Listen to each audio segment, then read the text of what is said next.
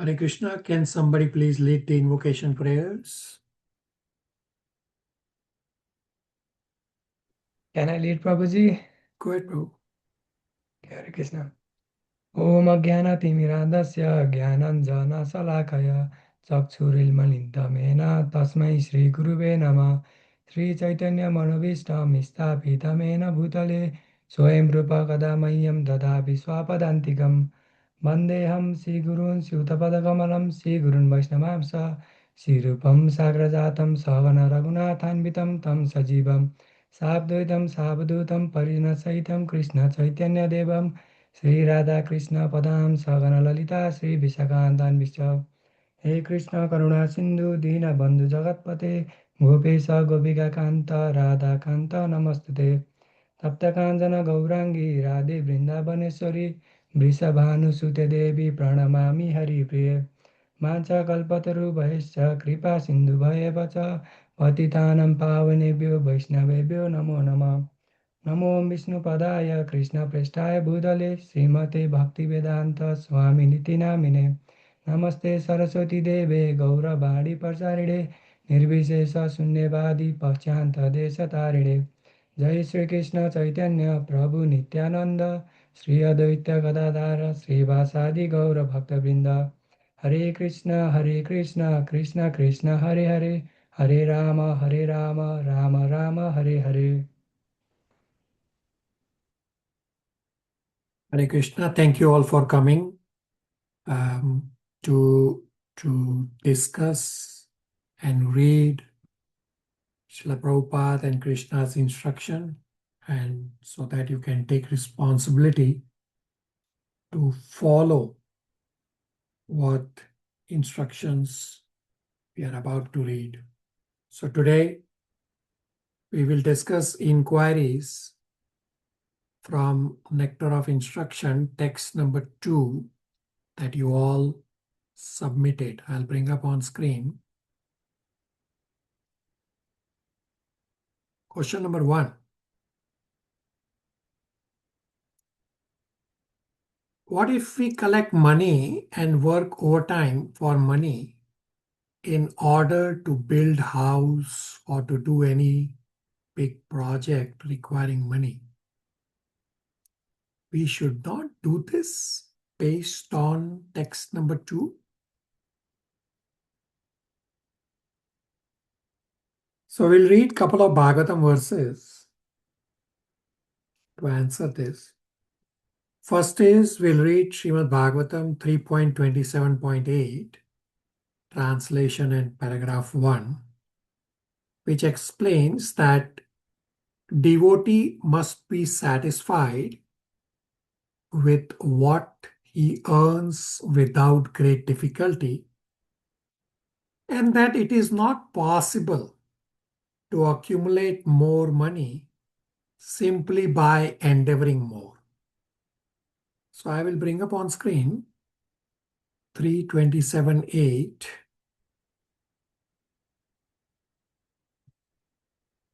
Diksha will read translation and paragraph 1. Hare Krishna. For his income, a devotee should be satisfied with what he earns without great difficulty. He should not eat more than what is necessary. He should live in a secluded place and always be thoughtful, peaceful, friendly, compassionate, and self-realized. Purport: everyone who has accepted a material body must maintain the necessity of the body by acting or earning some livelihood. A devotee should only work for such income as is absolutely necessary. He should be satisfied always with such income and should not endeavor to earn more and more simply to accumulate the unnecessary. A person in the conditioned state who has no money is always found working very hard to earn some with the object of lording it over material nature. Kapila Deva instructs that we should not endeavor hard for things which may come automatically without extraneous labor. The exact word used in this connection, yadarchaya, means that every living entity has a predestined happiness and distress in his present body. This is called the law of karma. It is not possible that simply by endeavor to accumulate more money, a person will be able to do so. Otherwise, almost everyone would be on the same level of wealth. In reality, everyone is earning and acquiring according to his predestined karma. According to the Bhagavatam conclusion, we are sometimes faced with dangerous or miserable condition without endeavoring for them, and similarly, we may have prosperous condition without endeavoring for them. We are advised to let these things come as predestined. We should engage our valuable time in prosecuting Krishna consciousness. In other words, one should be satisfied by his natural condition. If by predestination one is put into a certain condition of life which is not very prosperous in comparison to another's position, one should not be disturbed. He should simply try to utilize his valuable time to advance in Krishna consciousness. Advancement in Krishna consciousness does not depend on any materially prosperous or distressed condition. It is free from the conditions imposed by material life. A very poor man can execute Krishna consciousness as effectively as a very rich man. One should therefore be very satisfied with his position as offered by the Lord. Hare Krishna.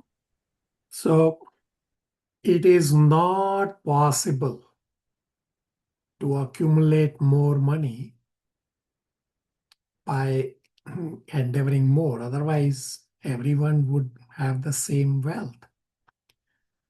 Simultaneously, we'll read another verse first, and then we will discuss how do you understand this. So next verse we'll read is 3.21.28 translation and purport. The context of the verse is that Kardama Muni is a pure devotee. He lives in a simple hut in forest, and Brahmaji asks Kardama Muni to get married to procreate and populate earth. So Kardama Muni needs a wife. So he does not need a wife for enjoyment. Rather, Kardama Muni needs a wife to satisfy his father and spiritual master's desire. So Brahmaji is also his spiritual master. So for getting a wife, Kardama Muni simply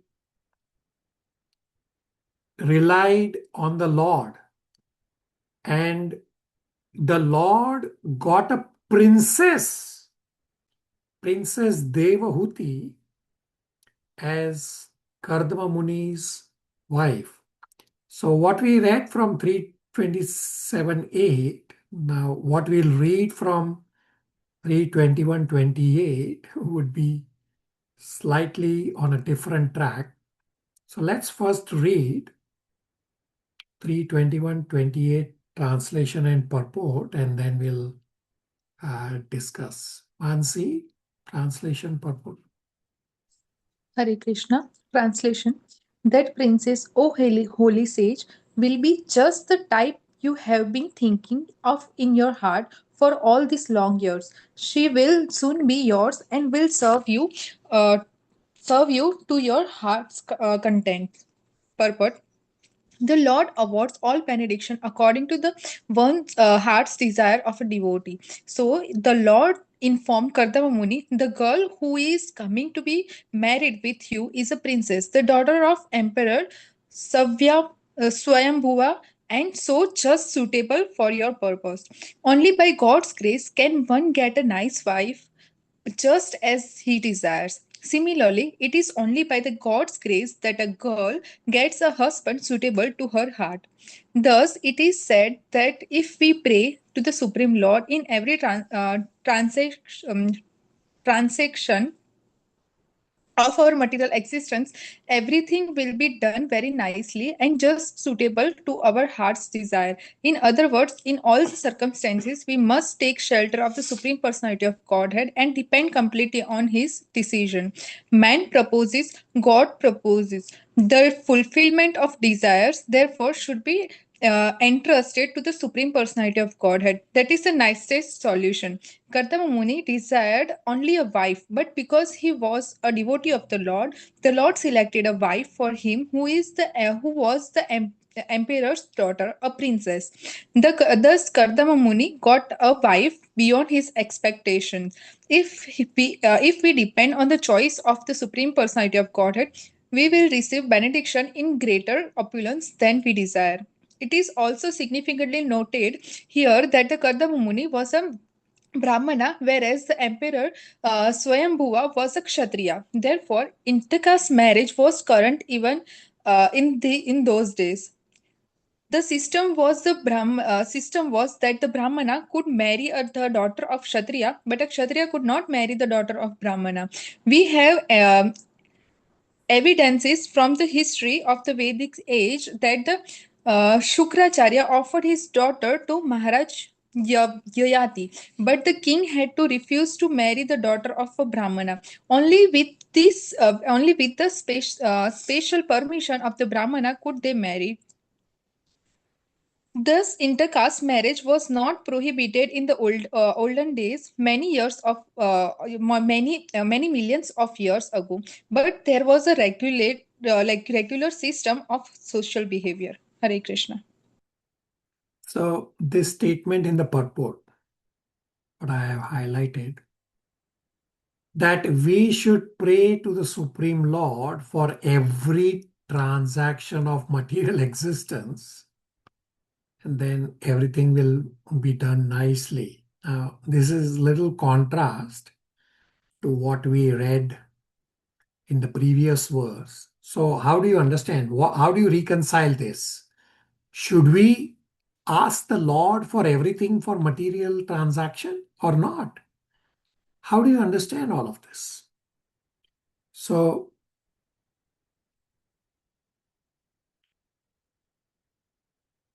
we have to take these things carefully under the instruction of a spiritual master. We should be guided by spiritual master, and we need to get clarification at every step when we get confused. It is always better to clarify from spiritual master. And Kardama Muni is the best example, that Kardama Muni had confidence that I want to follow my spiritual master Brahmaji's order. I don't want to give sorrow to my father and my spiritual master Brahmaji. I want to be obedient. And at the same time, I will also follow the examples of brahmacharis such as Sanat Kumara and Narad Muni, that they took up the path of bhakti and they were surrendered to the Lord's lotus feet.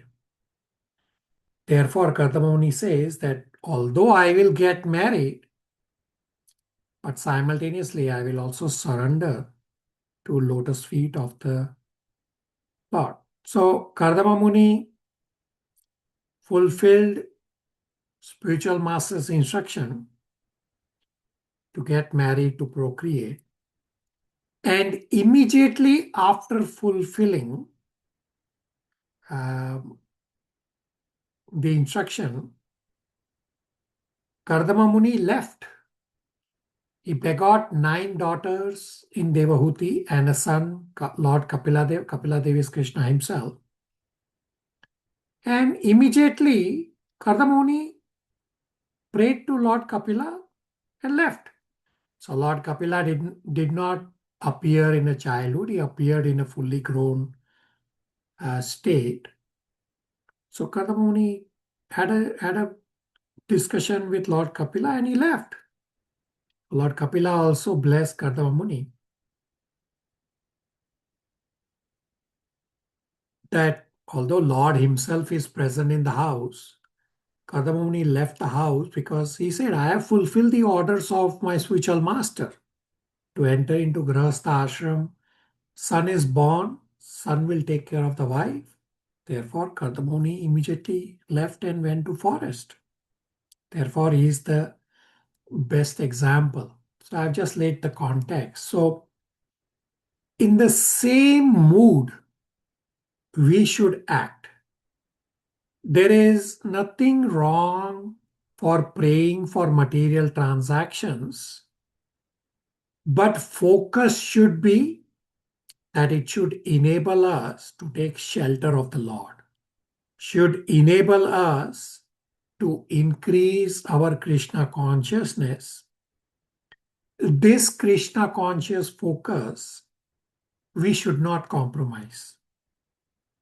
So, with this goal and this purpose in mind, praying for every transaction of material existence, there's nothing wrong to fulfill material desires. But the purpose or the goal is important.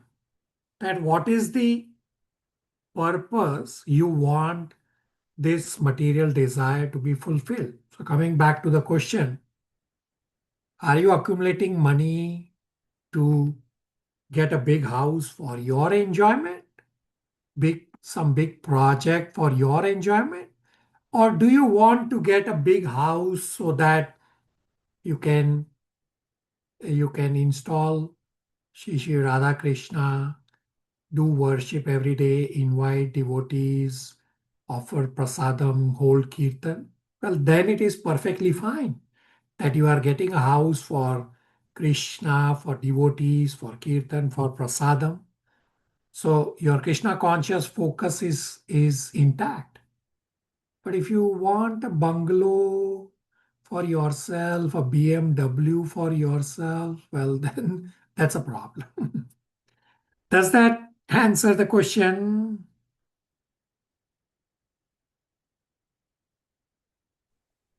Yes, Prabhuji. Thank you.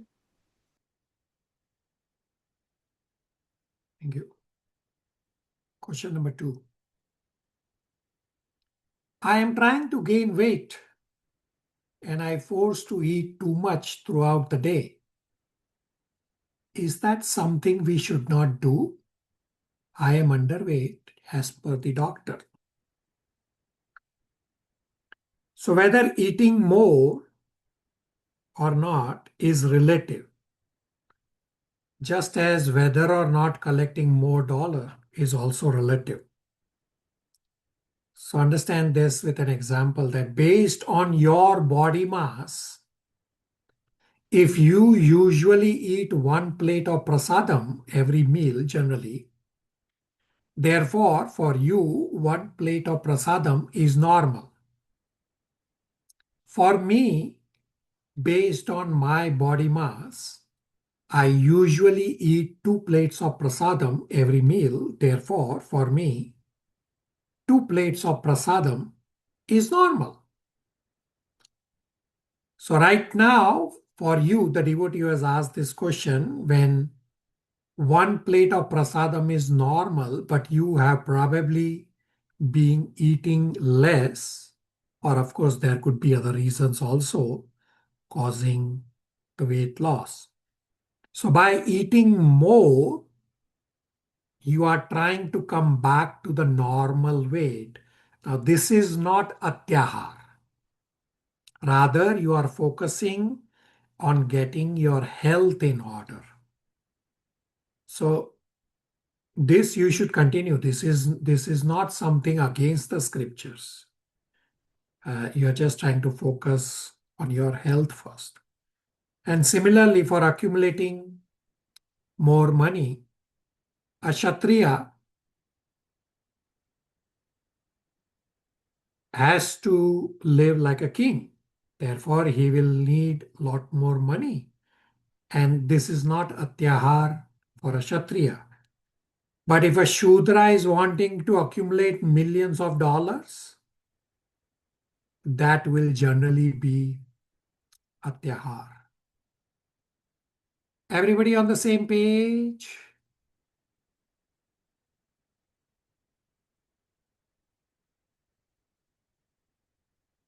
All right, question Yes, number Prabhu. 3. Thank you. Question number 3. How we should plan and think for future. Should we think or not? If yes, how? If not, why? Why not? So we just read Srimad Bhagavatam 3.21.28 that we should always depend on the Lord. Yes, it is okay to make plan for the future. Just ensure that in the process of accumulating money for future, you should not over endeavor. Over endeavor is when you do not have a balance between material and spiritual duties. If you try to work in the name of wanting a big house, a BMW car, bank balance for future, but in the process you are left with little to no time for spirituality, then this is over endeavor. Endeavor is required, but over endeavor is condemned. So we also discussed Kardama Muni is the most perfect example that he left everything material immediately after his service to spiritual master was completed. Now, Kardama Muni, of course, is elevated pure devotee, that he is able to leave the house even when Lord himself has appeared in his house. Now, if we cannot be like Kardama Muni right now, at least we should try to continue to have a balance between material and spiritual duties. We also read a few minutes ago 3.27.8 that just by over endeavor, we will not become rich. We do have a predestined destiny. Does that answer the inquiry?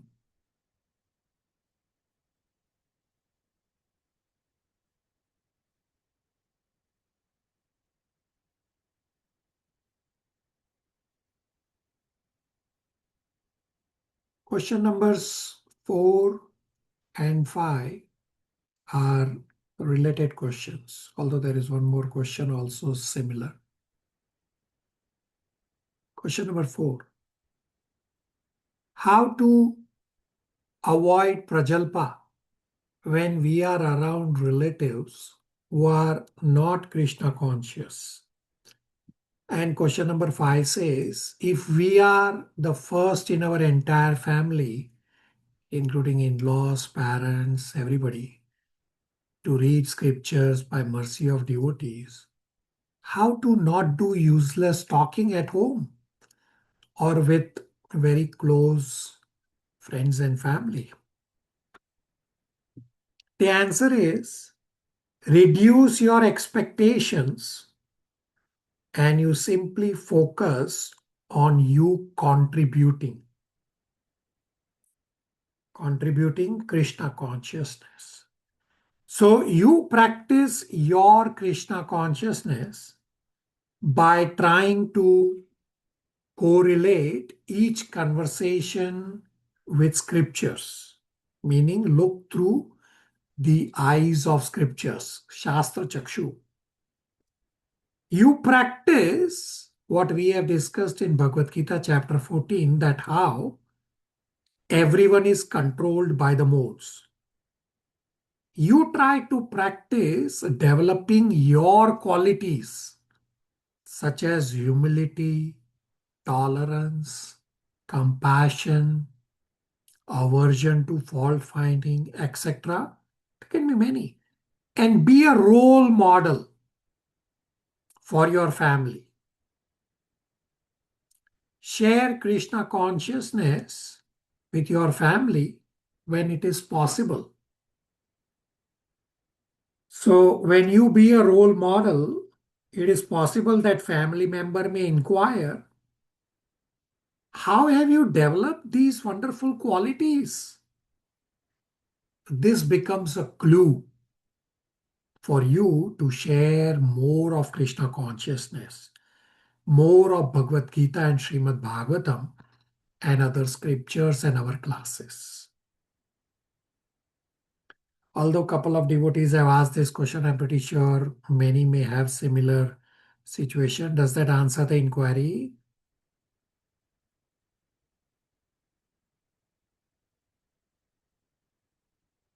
Right. Question number 6. How could somebody who has collected generational wealth for his next lineage end up as a cobbler in his next life? Somebody has to make money, and some people create a legacy for future generations to follow. This example mentioned in text number 2 of Nectar of Instruction is a bit harsh. Could you please explain how does this work? So in Nectar of Instruction purport, Srila Prabhupada explains, what is the point of Atyahar? Because you will anyway not be able to carry the material opulence with you to your next life. Therefore, you should spend more time on spirituality. Not only you cannot carry material opulence to next life, simultaneously, spiritual opulence is never lost. One carries the spiritual opulence to next life. Example, if I have completed 1% spirituality in my current life, then in one of my future lives, when I decide to pursue spirituality again, I will continue spirituality from 2% point onwards. So Krishna has explained this in Bhagavad Gita 2.40 and 6.40, that spirituality is never lost. So this example of a person accumulating so much opulence and then next life he is an ordinary cobbler,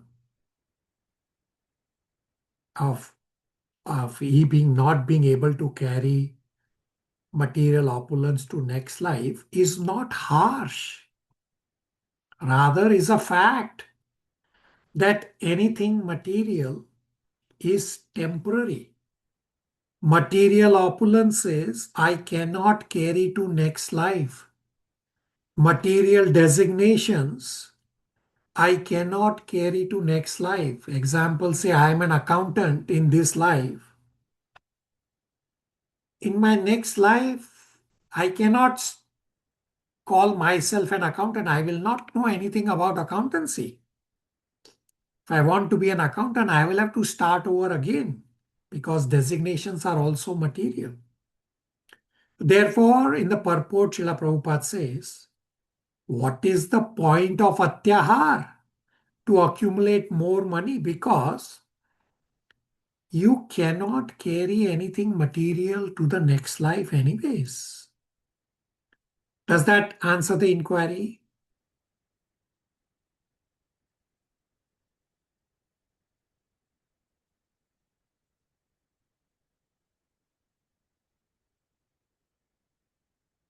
Question number 7. What is the reason that workaholic is compared like alcoholic? So any attachment at material level continues to bind one to material world life, life after life after life. So alcoholic is ignorant. He is thinking he is enjoying. But a sober person knows that the drunkard is not enjoying. Rather, the drunkard is shackled to drinking. Therefore, if the drunkard wakes up in the middle of night, he is going to think of drinking. Krishna has explained in Bhagavad Gita 8.5 that if you remember Krishna at the time of death, you will attain Krishna. And in Bhagavad Gita 8.6, Krishna says, whatever else you will remember, that is what you will attain. Therefore, a drunkard remembering about drinking at the time of death or whenever he wakes up will carry this desire to his next body via his subtle bodies of mind, intelligence, and ego. And he will continue drinking in his next life also. Similarly, workaholic is also attached to material world work. Therefore, a workaholic will remember something related to work if he wakes up during the night, middle of night. And if he dies with such thoughts, he will get another material body to fulfill his desires. And I can tell you my own example that before coming to Krishna consciousness, I used to be workaholic. I used to keep a pen and post-it note besides me while I am sleeping, and in the middle of night, I will wake up and make notes for work-related items. Not anymore, but that's the point I was explaining about 8.5 and 8.6, that I'm waking up in the middle of night and I'm thinking of work. Well, I'm not remembering Krishna. I'm remembering work. Well, that would have made me take another material body. But by Krishna's mercy, by devotees' mercy, by spiritual master's mercy, at least I'm not as workaholic like I was before. At least I try to now remember Krishna by setting external aids, like say waking up around a verse time to remember a verse when I wake up. Does that answer the inquiry? I'm pretty sure many would have similar inquiry. Yes, Prabhu. Thank you. Question number 8.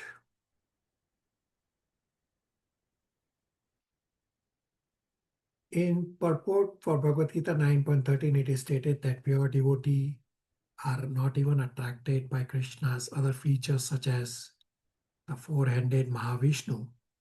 Pure devotees are simply attracted to the two-armed Shyam Sundar form of Krishna. But in Srimad Bhagavatam, we read that as a neophyte devotee, we are authorized to worship only the Lakshmi Narayan form of the Lord. Can you please clear my understanding on this point? So it's super excellent remembrance and correlation by the devotee who made this inquiry. Srila Prabhupada has said, should be in Bhagavatam 1.4.14, around that verse, that you must remember Srimad Bhagavatam, that whatever you read, you should discuss, you should remember. So the answer to the question is, the difference is pure devotee versus neophyte. Pure devotee is simply focused on the Saumya Rupa, the two-handed Shyamsundar form. Now for most yogis, if they get darshan of Lord Vishnu, that darshan will be something extraordinary. In Srimad Bhagavatam, Canto 10, when Krishna disappeared from the vision of the gopis, and while the gopis were searching for Krishna, Vishnu came in front of the gopis, and that Vishnu darshan was a disappointment for the gopis. So gopis are the highest of pure devotees, Srimati Radharani being the highest of all gopis.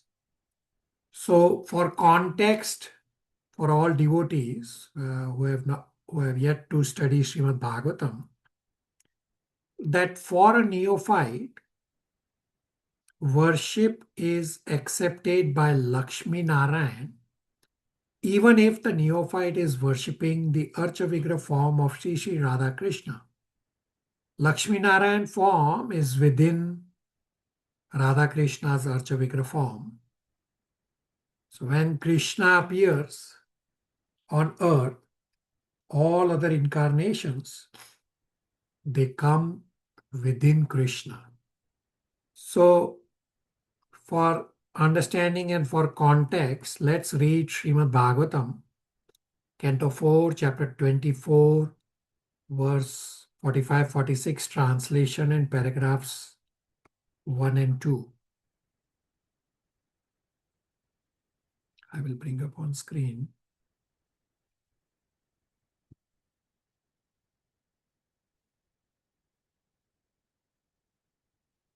Priya will read. This is 4, 24, 45, 46, translation and first two paragraphs. Hare Krishna Prabhuji. The Lord's beauty resembles a dark cloud during the rainy season. As the rainfall glistens, his bodily features also glisten. Indeed, he is the sum total of all beauty. The Lord has 4 arms and an exquisitely beautiful face with eyes like lotus petals, a beautiful, highly raised nose, a mind-attracting smile, a beautiful forehead, and equally beautiful and fully decorated ears. Purport: after the scorching heat of the summer season, it is very pleasing to see dark clouds in the sky. As confirmed in Brahma Samhita, Barhavatam Sam Asitam Bhura Sudarangam. The Lord wears a peacock feather in his hair, and his bodily complexion is just like a blackish cloud. The word Sundara or Snigdha means very pleasing. Kandarpa Koti Kamantya. Krishna's beauty is so pleasing that even not even millions upon millions of cupids can compare to it.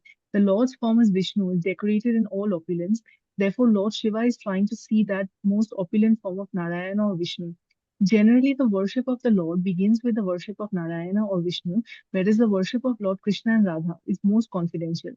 Lord Narayana is worshipable by the Pancharatrika Vidhi or regulated principles, whereas Lord Krishna is worshipable by the Bhagavata Vidhi. No one can worship the Lord in the Bhagavata Vidhi without going through the regulations of the Pancharatrika Vidhi. Actually, neophyte devotees worship the Lord according to the Pancharatrika Vidhi or the regulated principles enjoined in the Narada Pancharatra. Radha Krishna cannot be approached by the neophyte devotee. Therefore, temple worship according to regulated principles is offered to Lakshmi Narayana. Although there may be a Radha Krishna Vigraha or form, the worship of the neophyte devotee is acceptable as Lakshmi Narayana worship. Worship according to the Pancharatrika Vidhi is called Vidhi Marga, and worship according to the Bhagavata Vidhi principles is called Raga Marga. The principles of Raga Marga are especially meant for devotees who are elevated to the Vrindavana platform. Paragraph 2. The inhabitants of Vrindavana, the gopis, Mother Yashoda, Nanda, Maharaja, the cowherd boys, the cows, and everyone else are actually on the Raga Marga or Bhagavata Marga platform. They participate in 5 basic rasas: Dasya, Sakhya, Vatsalya, Madhurya, and Shanta. But although these 5 rasas are found in the Bhagavata Marga, the Bhagavata Marga is especially meant for Vatsalya and Madhurya or parental and conjugal relationships. Yet there is the Vipralambha Sakhya, the higher fraternal worship of the Lord, especially enjoyed by the cowherd boys. Although there is friendship between Krishna and the cowherd boys, this friendship is different from the Aishwarya friendship between Krishna and Arjuna. When Arjuna saw the Vishwarupa, the gigantic universal form of the Lord, he was afraid for having treated Krishna as an ordinary friend.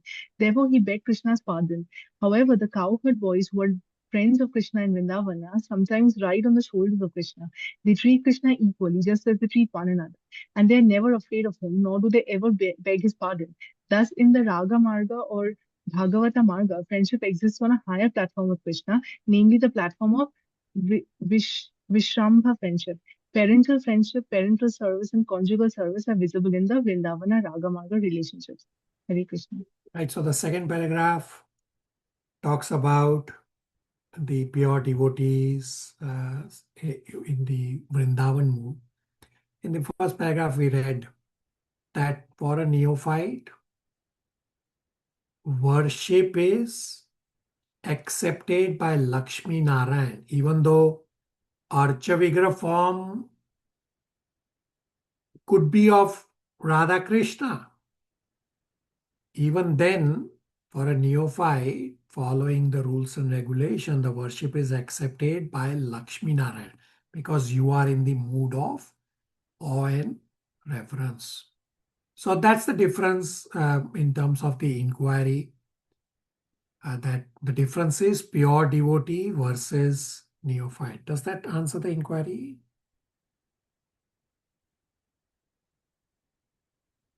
Yes, Prabhuji.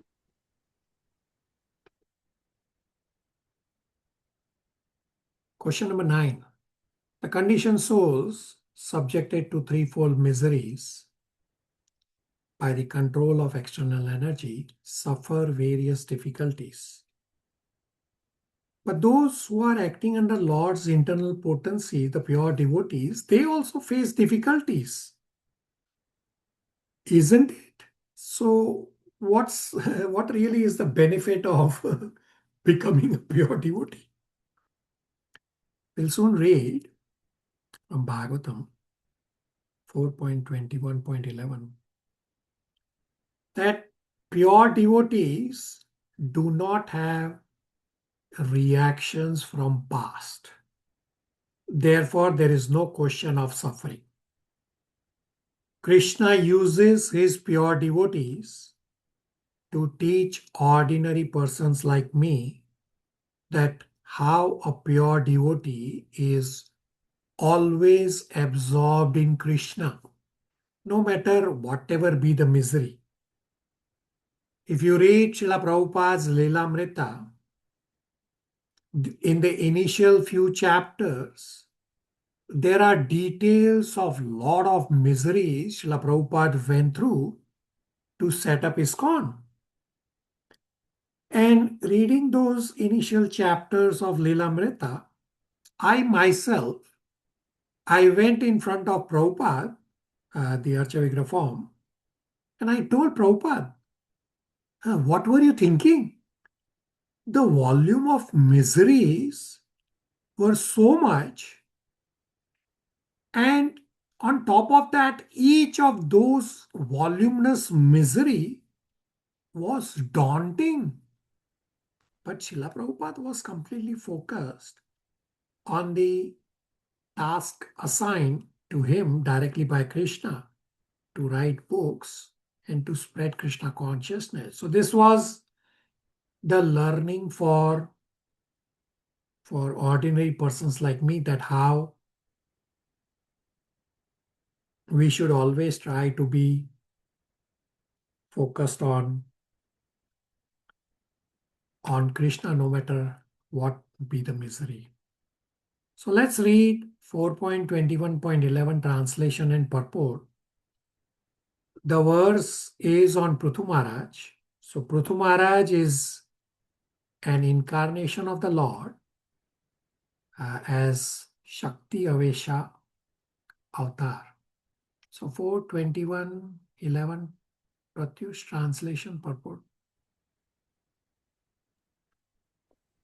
Translation. The great saintly sage Maitreya told Vidura, "My great Vidura, King Prithu lived in the tract of land between the two great rivers, Ganges and Yamuna. Because he was very opulent, it appeared that he was enjoying his destined fortune in order to diminish the results of his past pious activities." Purport. The terms pious and impious are applicable only in reference to the activities of an ordinary living being. But Maharaj Prithu was a directly empowered incarnation of Lord Vishnu. Therefore, he was not subject to the reactions of pious or impious activities. As we have already explained previously, when a living being is specifically empowered by the Supreme Lord to act for a particular purpose, he is called a Satyavesha avatar. Prithu Maharaj was not only a Shaktya avatar but also a great devotee. A devotee is not subjected to the reactions resulting from past deeds. In the Brahma Samhita, it is said, Karmanni nirdhahati kintu cha bhakti bhajam. For devotees, the results of past pious and impious activities are nullified by the Supreme Personality of Godhead. The words arabdhan eva mean as if achieved by past deeds. But in the case of Prithu Maharaj, there was no question of reaction to past deeds, and thus the word eva is used here to indicate comparison to ordinary persons. In Bhagavad Gita, the Lord says, Avachananti mam mudha. This means that sometimes people misunderstand an incarnation of the Supreme Personality of Godhead to be an ordinary man. The Supreme Godhead, his incarnations, or his devotees may pose themselves as ordinary men, but they are never to be considered as such. Nor should an ordinary man, not supported by authorized statements of the Shastras and Acharyas, be accepted as an incarnation or devotee. By the evidence of Shastra, Sanatan Goswami detected Lord Chaitanya Mahaprabhu to be a direct incarnation of Krishna, the Supreme Personality of Godhead, although Lord Chaitanya never disclosed the fact. It is therefore generally recommended that the Acharya or Guru should not be accepted as an ordinary man. Hare Krishna. So purport clearly says that your devotees do not have any reactions. They are suffering. That suffering is as if suffering, right? They are not actually suffering. Lord is using the pure devotees to teach the rest of the world how to be constantly focused on the Lord, no matter whatever be the misery. Does that answer the inquiry?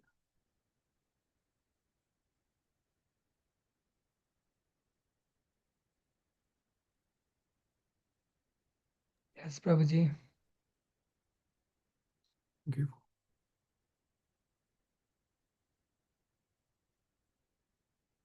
Question number 10. All occupational engagements, dharma, are certainly meant for ultimate liberation. Could you explain why this is referred as dharma and not karma for occupational engagements? Very good reading with rapt attention. So all living beings are supposed to perform their occupational duties for the satisfaction of the Lord. Even if one does karma kanda sacrifice, there is still a little tinge of bhakti. This leads to increase in bhakti little by little, and the living entity gradually goes to Nishkam Karma Yoga and then to pure devotee.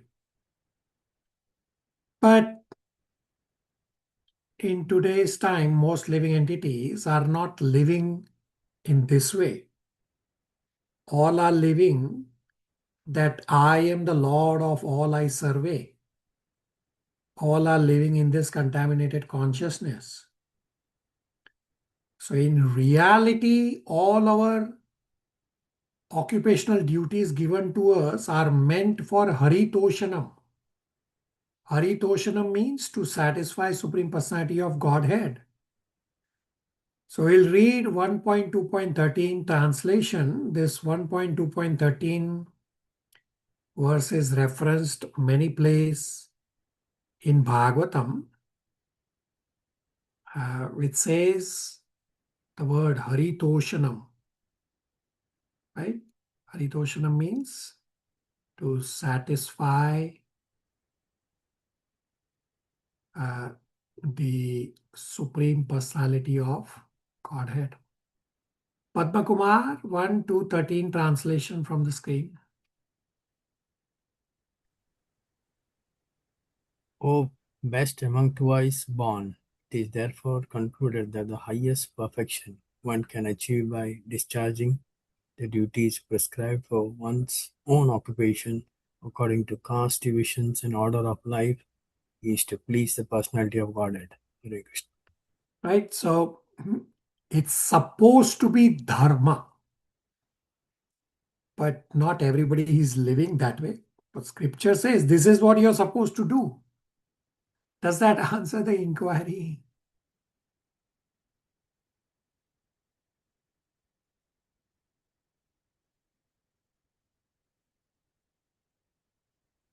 Right. Question number 11, two-part question. It is true that prajalpa is waste of time. But to avoid this means to completely cut off the ties with material people and live in commune with devotees. How is this practical when one has to work in a professional world where one cannot be rude and has to be a team player? Most important discussions are done by chatting and prajalpa. So, first part of the question says, prajalpa is a waste of time. And then the last part of the question says, most important discussions happen by chatting and prajalpa. So which one is it?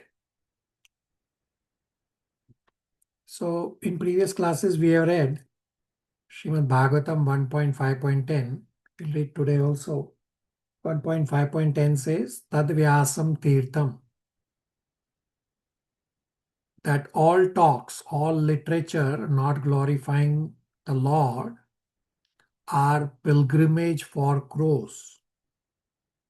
So we have discussed that you do not need to cut off ties with material world. Rather, work in the material world. Just do not take association of materialistic people. Instead, give your association to materialistic people.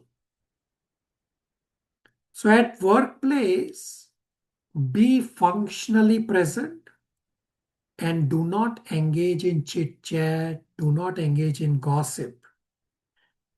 Be a team player for your work project. Now, not taking association of materialistic people means do not be emotionally involved with your colleagues. There is no need to go with your colleagues after work for going to a bar or a sports bar or whatever. There is no need. And giving your association means when it is possible, introduce Bhagavad Gita or give them prasadam. Of course, this has to be done according to time, place, and circumstances. You cannot blindly do it. So, when it is possible, that's when you introduce Bhagavad Gita. If you are not able to introduce Bhagavad Gita, then during non-work conversations, say you are sitting in a meeting where these non-work conversations are happening, you may not be able to leave the meeting. So in such situations, you can stay silent and you can learn to block yourself from that conversation by you fixing your thoughts on Bhagavad Gita verses in your head. So, Prajalpa is definitely a waste of time. No matter what be the situation. So let's read 1.5.10 and 11 translations where there is a comparison done. So 1.5.10 says, Tadvyasam Tirtham means place of pilgrimage for crows. Shruti 1510 translation. Those words which do not describe the glories of the Lord, who alone can sanctify the atmosphere of the whole universe, are considered by saintly person to be like unto a place of pilgrimage for crows. Since the all perfect persons are inhabitants of the transcendental abode, they do not derive any pleasure there. Right? This is all place of pilgrimage for crows. And the next verse is the contrast, means the better part of what we should do. Definitely 1.5.11 is a very, very important verse. It's definitely a key memorization verse. I will recite 1.5.11. Tadvag visargo janata agaha viplavo yasmin pratishlokam abhatvati api namani anantasya yasya ankitani yat shravanti gayanti grahanti sadhava. Raksha translation. Translation. On the other hand, that literature which is full of descriptions of the transcendental glories of the name, fame, forms, pastimes, etc., of the unlimited Supreme Lord is a different creation, full of transcendental words directed towards bringing about a revolution in the impious lives of the world's misdirected civilization. Such transcendental literatures, even though imperfectly composed, are heard, sung, and accepted by purified men who are thoroughly honest. Hare Krishna. Right? Material world people are impious lives of this world's misdirected civilization. So Prajalpa with people of misdirected civilization is definitely harmful. We don't need to do Prajalpa. Does that answer this part of the question? I will then answer the second part of the question. Yes, Prabhuji, very helpful. Second part of the question says also how to communicate with non-Krishna conscious family members where always talking about Krishna may not be possible and distancing oneself from them is not an option. So we already discussed this point on non-Krishna conscious family members few questions earlier. So nowhere in scriptures it says you have to distance yourself from family. Doesn't say anywhere. So Krishna is Supreme Personality of Godhead with 100% knowledge, and Krishna has chosen you to be in a particular family for a reason. That you practice your spiritual qualities such as humility, tolerance, compassion, etc. and give spiritual avenue to your family member.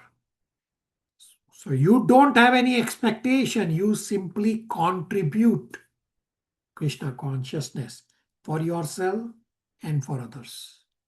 Does that help? Yes, Prabhuji. Thank you. Question number 12. What does the second potency, Tatastha Shakti, mean? Please give some examples. So internal potency or spiritual potency is the highest. It's called Antarang Shakti, which is controlled by Srimati Radharani. So when we do devotional services, we are under internal potency or under the shelter of Srimati Radharani. Lowest energy is Prakriti or material nature or Bhairangi Shakti. So when Jiva wants to enjoy separate from Krishna, then material nature catches this jiva and places the jiva under Prakriti, as is described in Bhagavad Gita 13.22, the Bij Vakya for material existence. So in between these two energies are we all souls. Souls are Tatastha Shakti or marginal energy. So souls are marginal because souls can either choose to be under the internal potency or under the material nature. So soul is, so not just soul, all souls is the only example for Tata Shakti. And these three energies are the relevant energies for us, which is Antarang Shakti, internal potency. In between is Tatastha Shakti, means marginal energy, we all souls. The lowest is Bhairangi Shakti or material nature. Does that answer the inquiry? Yes, Prabhuji, thank you.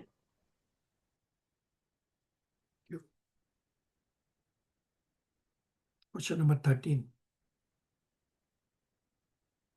What distinguishes,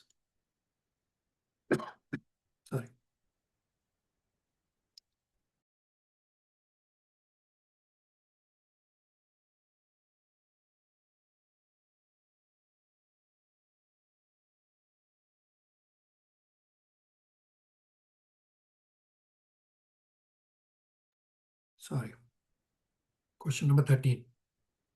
What distinguishes true religion, dharma, from materialistic or so-called religion? And how should one practice it to achieve liberation? So we have read and discussed during Bhagavad Gita introduction that Sanatan Dharma is the real Dharma. Sanatan Dharma is soul's intrinsic nature to serve Krishna. All other religions in material world are man-made, and these thousands of material world religion are not true religion. How to practice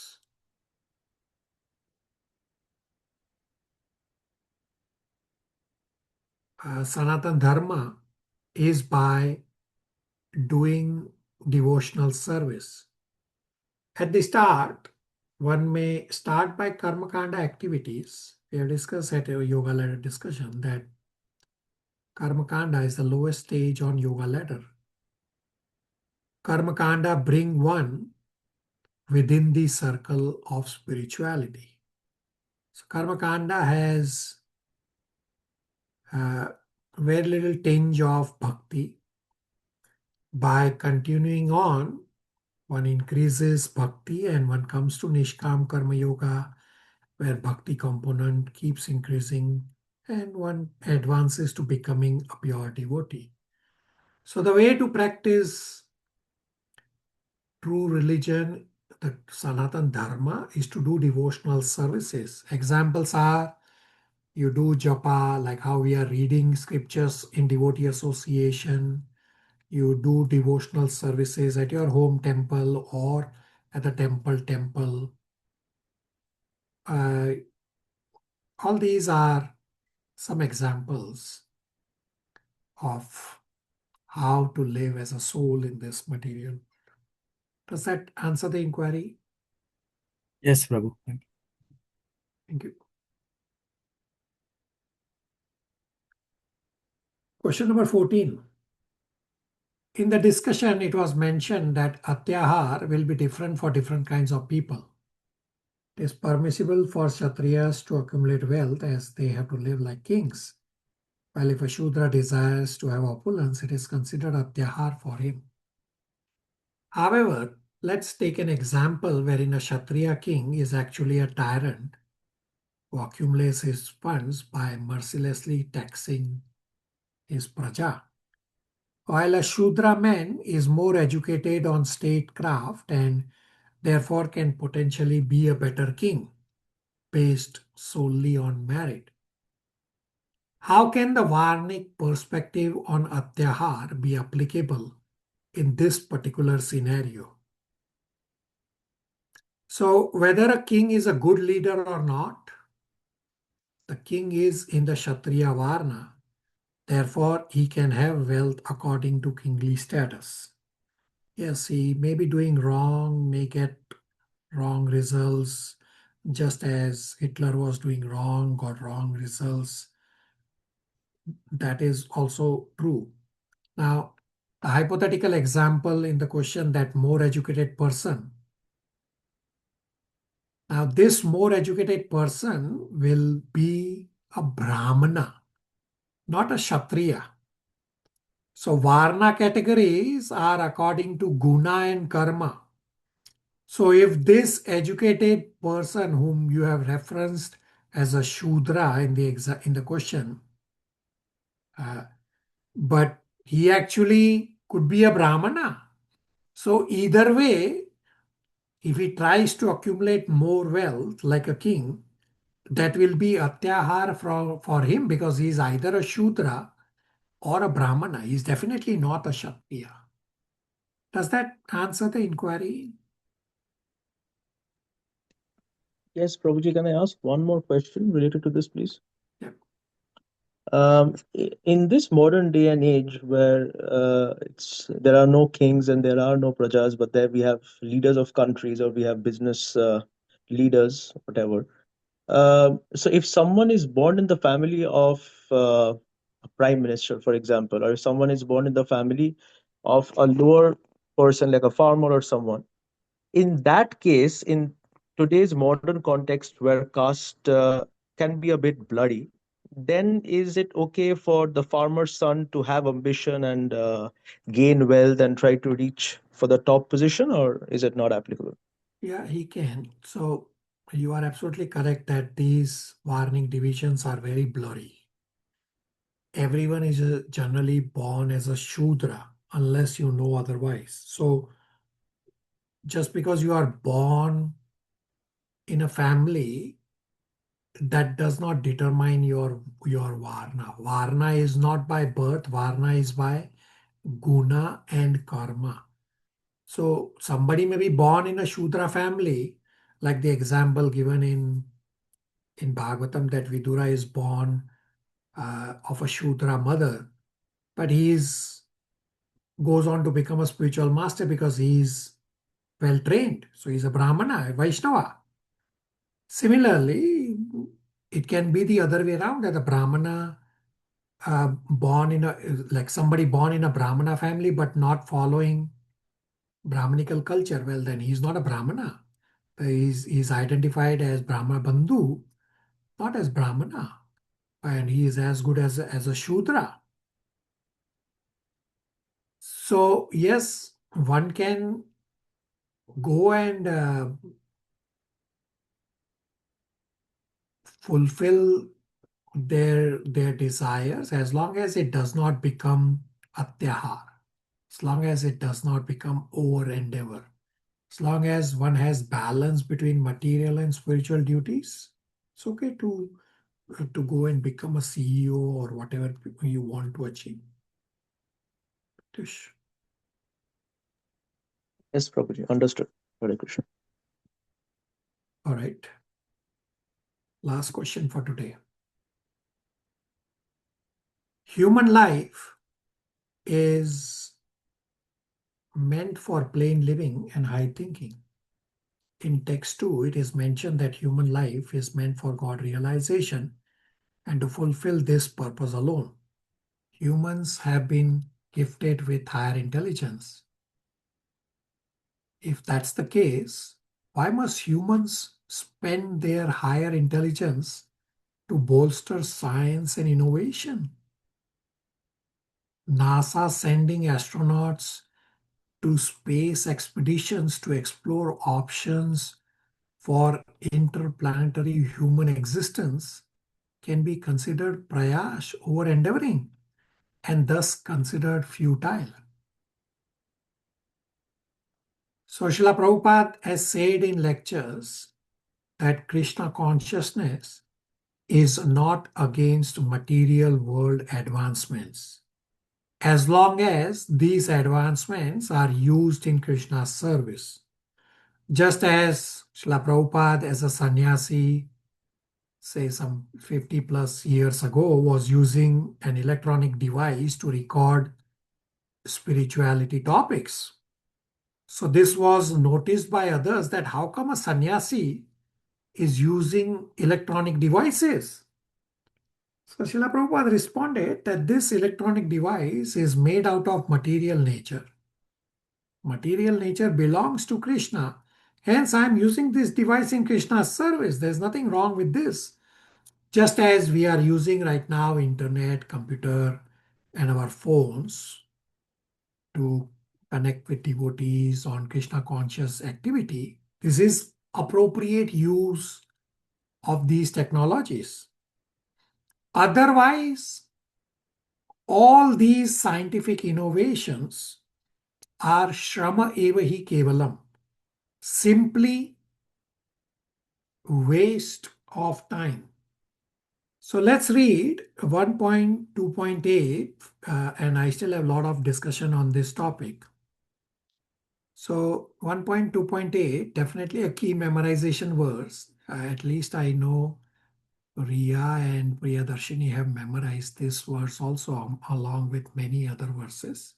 Polami, you want to read the translation, 1.2.8? Hare Krishna.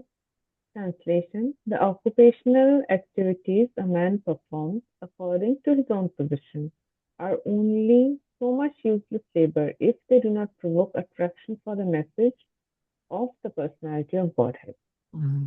Right? Shrama eva hi kevalam. That all occupational duties, if one does not get attraction to hearing the message of the Lord, Shrama eva hi kevalam is waste of time. So, Srimad Bhagavatam, Canto 2, Chapter 5, and the discussion continues up to Canto 3, Chapter 5, has detailed discussion on Sarga, primary creation, as well as Visarga, secondary creation. Plus, in Srimad Bhagavatam, Canto 5, chapters 16 to 24, has detailed discussion on the vertical and horizontal structure of the universe. So devotees know more about the universe than NASA. I personally also used to have NASA as my fantasy. But after coming to spirituality, not anymore, because I know more than NASA from Bhagavatam than what NASA knows. So devotees have tried to explain all these points from scriptures to NASA, but people sitting at NASA have very high ego, and NASA people do not want to listen. NASA's entire endeavor is futile. Srimad Bhagavatam, around verse number 1.5.11, the verse we also read today also, it explains that if rich people spend just even a tiny portion of their wealth on spirituality, there will be a revolution in the material world. So just visualize the amount of waste, not just by NASA, but by all countries all over the world trying to explore space, resulting in humans creating so much junk in space. When all that information is already available in Srimad Bhagavatam. So in Bhagavad Gita chapter 11 discussion, we have also seen a video of the universe. So how devotees have been able to create that video is because devotees know all this from Srimad Bhagavatam, but NASA does not want to listen. So if a small portion of all that billions of dollars wasted to explore space is used to print Srila Prabhupada's books like Bhagavad Gita, Bhagavatam, etc., educate people on spirituality, then there will be a revolution in the impious lives of the world's misguided civilization. Otherwise, all this endeavor is definitely prayas, is definitely over endeavor, is definitely Shrama evahi kevalam. Does that answer the inquiry? Yes, Prabhuji, that's a very extensive explanation. So thank you. Just one more question regarding that is even with scientific discoveries, we have discovered how to harness solar energy or wind energy, which are scientific discoveries at the end of the day. And after discovering that, we can resort less to non-renewable sources of energy like coal and more on renewable sources, which will put less burden on planet Earth in general. So that can be considered a positive discovery for material people or like for material existence. Can that be considered prayasha or no? So you are correct that these are positive points, that you are not wasting or not spoiling Krishna's material nature. So Prabhupada has explained that Krishna consciousness is not against science. Right? Krishna consciousness does not say science is wrong.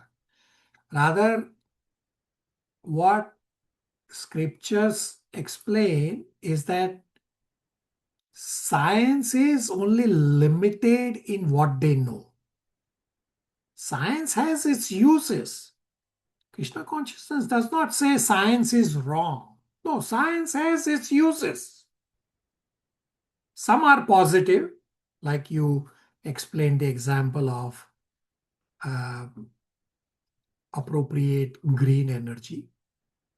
But when that intelligence is used to create nuclear weapons to kill innocent people, that's when it becomes a problem. So Prabhupada explains that an illiterate person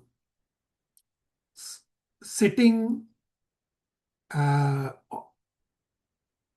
a small hut in a village is better than somebody with knowledge creating nuclear weapons. Right, so we have to understand according to the context. Yes, there is nothing wrong with science. You just have to understand that science is not everything. Science only has so much information. Spirituality has much more information than what science has. Exactly the example of NASA that we discussed. The vertical and the horizontal structure in the length and breadth is described at great length in Srimad Bhagavatam, Canto 5, chapter 16 to 24. Although it's very difficult to comprehend for us, but it's described right there. Why do we have to go to space for that? Pratyush? Yes, Prabhuji, understood. Thank you. Everybody on the same page? Questions, comments, realizations?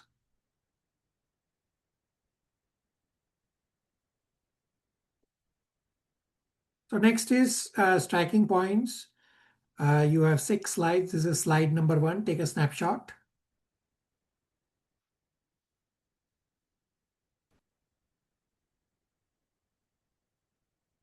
Slide 2.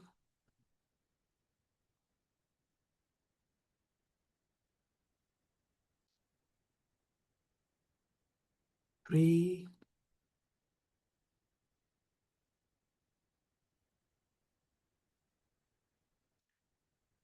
4,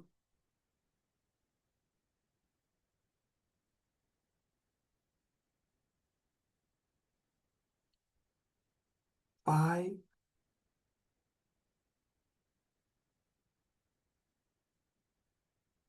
and 6.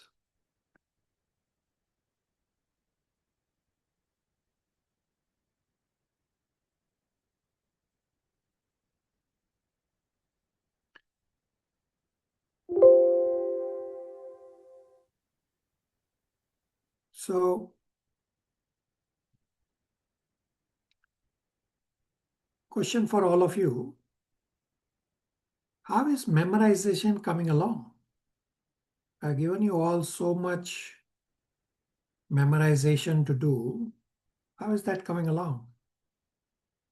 Somebody?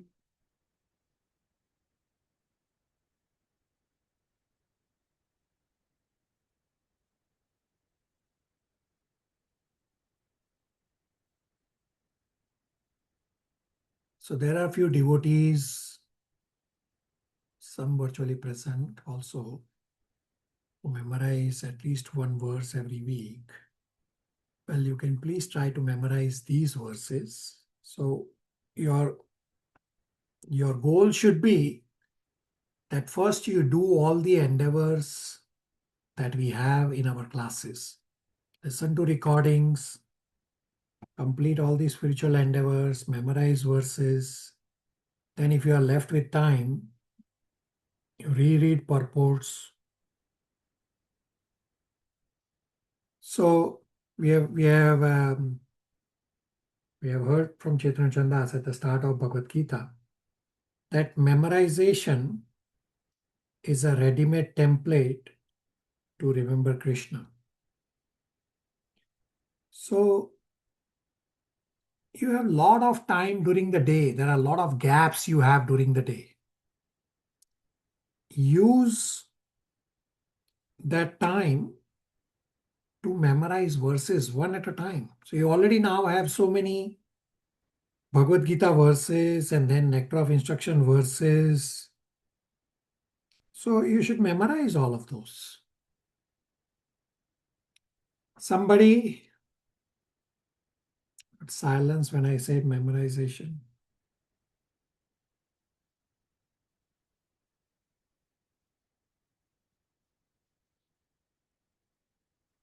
Got real silence now.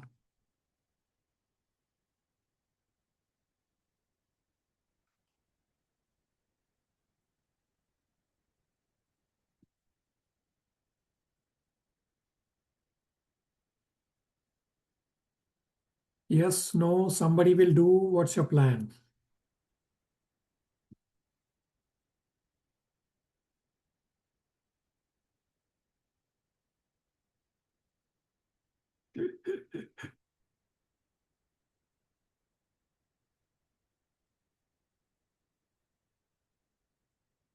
Okay, Shruti alone.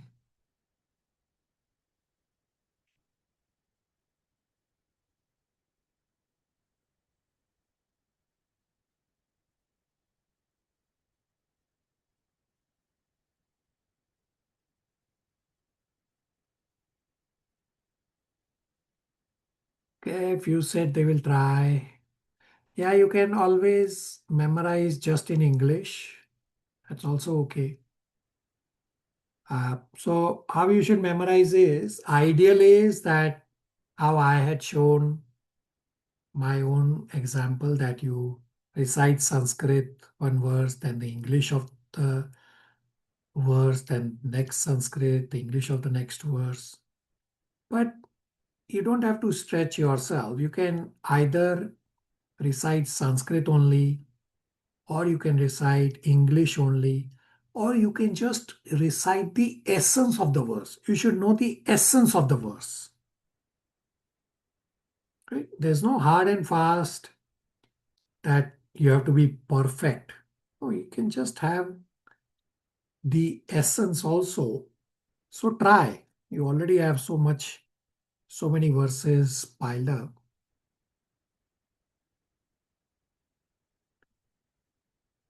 So Riya is correct that we keep forgetting. You are not alone. Riya, I practice even today, and I also forget. I gave my example that one time I was at the dentist, and was just simple filling, but there is still a little bit of pain, and I could not remember a single verse. Not a single verse, although I recite verses like a parrot, but at that time I could not remember. So today also I practice every day. We all have Kalyug memory. So practice, start somewhere. I'm not asking all of you that you should be perfect right now.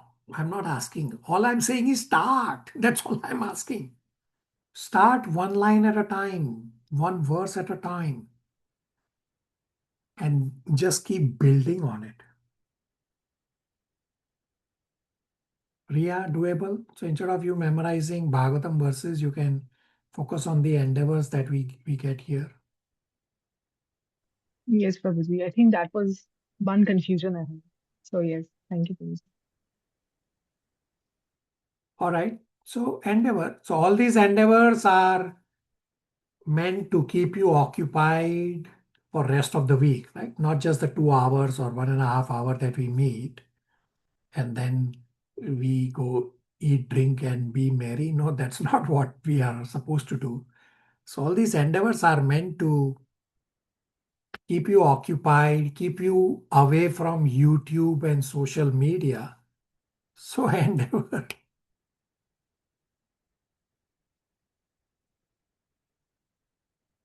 Doable for everybody?